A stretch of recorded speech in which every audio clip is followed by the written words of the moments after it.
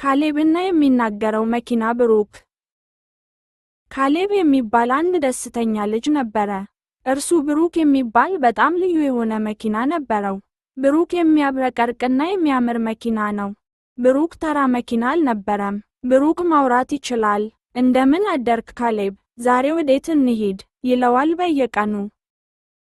ካሌብ ወደ ሰማያዊው ተራራ መሄድ ፈለገ። ብሩክ ሆይ፣ ዛሬ ወደ ተራራው እንሂድ ብሎ ጠየቀው። ብሩክም በደስታ መንገዱን አውቀዋለሁ ሲል መለሰ።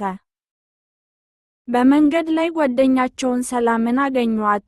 ሰላም በመንገዱ ዳር ቆማ በጣም አዝናና ታለቅስ ነበር። ካሌብ ከመኪናው ወርዶ ምን ሆነሻል ሰላም አላት።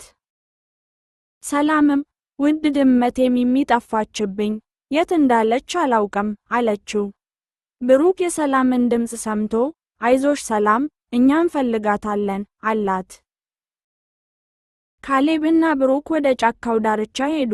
ሚሚ ሚሚ እያሉ ጮክ ብለው መፈለግ ጀመሩ። ነገር ግን ድመቷ አልታየችም ነበር። ፀሐይዋ መግባት ጀምራ ስለነበር አካባቢው እየጨለመ መጣ። ብሩክ የፊት መብራቶቹን አበራ። በድንገት አንድ ቁጥቋጦ ስር ሁለት የሚያብረቀርቁ ትናንሽ አይኖች ታዩ።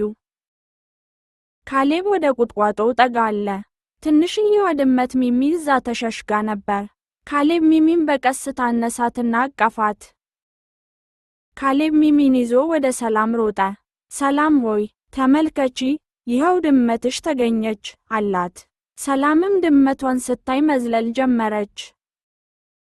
ሰላም በጣም ተደሰተች። አመሰግናለሁ ብሩክ፣ አመሰግናለሁ ካሌብ ብላ መኪናውን አቀፈችው። ብሩክም በደስታ ጡሩምባውን ቢፕ ቢፕ እያለ ነፋ። ቀኑ መምሸት ጀመረ። ካሌብና ብሩክ ወደ ቤታቸው እየወሩ ተመለሱ። ዛሬ ሌላ ሰውን መርዳታችን በጣም ደስ ይላል አለ ካሌብ። ካሌብ አልጋው ላይ ጋደም አለ። በመስኮት በኩል ብሩክን አየው። ደህና አደር ብሩክ አለው። ብሩክም ደህና አደር ካሌብ ብሎ መብራቱን አጠፋ።